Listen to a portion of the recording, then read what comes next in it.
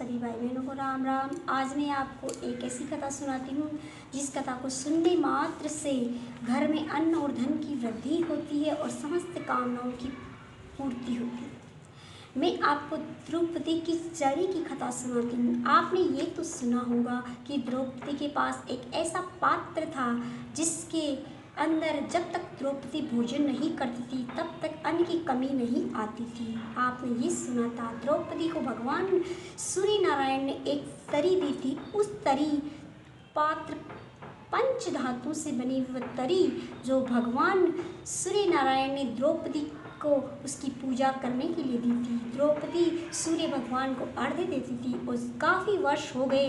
तब सूर्य भगवान द्रौपदी पर प्रसन्न होकर द्रौपदी को तरी दी और तरी देकर कहा कि हे द्रौपदी, जिस दिन तुम्हें अन्न की कमी हो या तुम्हारे राजमहल में किसी चीज़ की कमी हो तब इस तरी में जल डालकर इसमें तुलसी पत्र छोड़ देना। तुम्हारे घर के भंडार भर जाएंगे, अन्न धन सब हो जाएगा। परंतु पहले ब्राह्मणों को भोजन कराना, ऋषियों को भोजन कराना, आए हुए अतिथियों को भोजन करना और अपने 5 पतियों को भोजन करा के बाद में स्वयं भोजन करना और स्वयं भोजन करके तरी को मांस के ऊंधी धर देना। ये सूर्य भगवान ने द्रौपदी से कहा था और 5 ऐसे शस्त्र दिए थे युधिष्ठिर को जिनका नाम लेने से समस्त युद्धों को तुम जीत लोगे। ये भगवान सूर्य नारायण ने कहा था। सूर्य नारायण की पूजा करने से, सूर्य को अर्घ्य देने से समस्त कामनाओं की पूर्ति होती है। ये भगवान सूर्य ने साबित किया था। एक बार जब द्रौपदी और 5 पांडवों को वनवास हो गया, 12 वर्ष का और 1 वर्ष का अज्ञातवास, तब वे वन में जा रहे थे तो 88,000 ऋषि और गांव के जितने भी ब्राह्मण थे सब धर्मराज युधिष्ठिर और 5 भाइयों के पीछे पीछे चलने लगे। तब धर्मराज युधिष्ठिर उन्हें प्रणाम करके कहने लगे, हे महानुभावों, आप हस्तिनापुर में रहिए क्योंकि मेरे पास आपका भरण पोषण का कोई गुजारा नहीं है, इसलिए आप यहीं रहिए। मैं अपनी व्यवस्था करने में असमर्थ हूँ तो आप लोगों के भोजन की व्यवस्था कहाँ करूँगा। तब ब्राह्मण और ऋषिगण बोले कि हम चाहे भूखे मर जाए, प्यासे मर जाए, परंतु आपके पीछे पीछे आपके साथ ही आएंगे और जंगल में जो रूखा सूखा जो घास फूस मिलेगा वही खा के जीवित रहेंगे। ये जब ब्राह्मण बोल रहे थे तब द्रौपदी ने कहा, महाराज इन सबको चलने दीजिए क्योंकि भगवान को ये मंजूर है वही होगा। तब द्रौपदी ने अपने महल से भगवान सूर्य की देवी वत तरी अपने हाथ में ली और उसमें लाल पुष्प डाल लिए, जल डाल लिए और अक्षत डालकर वह जंगल में जाने के लिए रवाना हुई। तब जंगल में जाकर उसने बसेरा किया, अपनी कुटियाँ बनाई। तब सभी ब्राह्मणों ने अपनी अपनी छोटी छोटी कुटियाँ बनवाई और द्रौपदी माता सुबह उठती, नहाती धोती, पूजा करती, पाठ करती और चूल्हे में तरी चढ़ा देती, उसमें जल भर देती, उसमें तुलसी का पत्र छोड़ देती और कहती, भगवान 36 प्रकार के भोजन हो जाओ। तभी भगवान सूर्य उसमें 36 प्रकार के भोजन कर देते।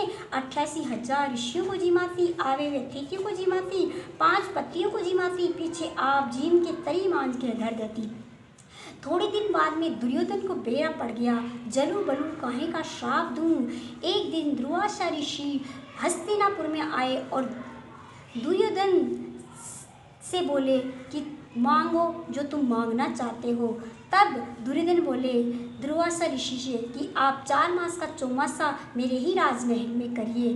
तब दुर्वासा ने 4 मास का चौमासा दुर्योधन के महल में किया। जब 4 मास का चौमासा पूर्ण हो गया तो दुर्वासा ने कहा, कोई वरदान मांग लो। तब दुर्योधन ने कहा, अगर आप मुझे कोई वरदान देना चाहते हैं तो मेरे भाई की स्त्री वन में रहे हुए 88,000 ऋषियों को जिमावे, आवे हुए अतिथियों को जिमावे, 5 पतियों को जिमे, पीछे आप जिमे हैं, उसके पुण्य का छेद करके आओ। दुर्वासा ऋषि ने ये सुना तो उन्हें डांटने लगा और बोला, जा पापी हत्यारे, तेरे घर का अन्न खा लिया, जानो पड़सी, तने वरदान दियो है इसलिए तेरे काम पूर्ण करनो पड़सी।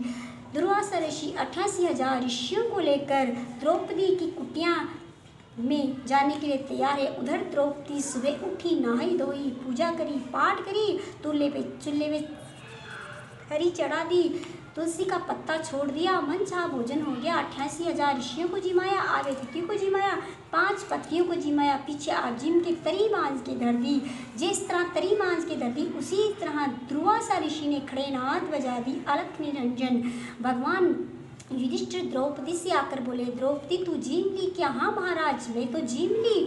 अरे तो जीम ली क्या? तरी मांझ के धर दी। द्रौपदी बोली, हाँ हमारे घर में दुर्वासा ऋषि आए हैं, 88,000 ऋषियों को लेकर आए। आपा ने श्राप देला, आपा ने कुल का नाश करेला। तब द्रौपदी बोली, आपना क्यों नाश करेला? आपा ने श्राप क्यों देला? श्री कृष्ण भगवान सहाय करेंगे। तब द्रौपदी ने कहा युधिष्ठिर से, दुर्वासा ऋषि से कहिए गंगा स्नान करके आए, हम भोजन तैयार कर रहे हैं। युधिष्ठिर दुर्वासा से बोले कि भगवान आप स्नान करके आए, भोजन तैयार हो रहा है। दुर्वासा ऋषि 88,000 ऋषि स्नान करने के लिए गंगा जी में चले गए। उधर द्रौपदी ने 5 आसन अपने पतियों के लिए लगाए और एक आसन पर स्वयं बैठकर भगवान कृष्ण का नाम संकीर्तन करने लगी। हरे कृष्ण कृष्ण कृष्ण हरे हरे, हरे कृष्ण कृष्ण हरे हरे, राम हरे हरे हरे राम राम। ये सुन के हे द्वारका के वासी, हे वैकुंठ के वासी, मेरी लाज थारे हाथ में। रुक्मणी जी मावे भगवान जी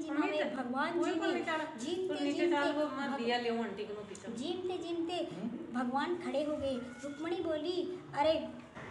रुक्मणी बोली भगवान मेरी सेवा में कोई चूक रह गई क्या?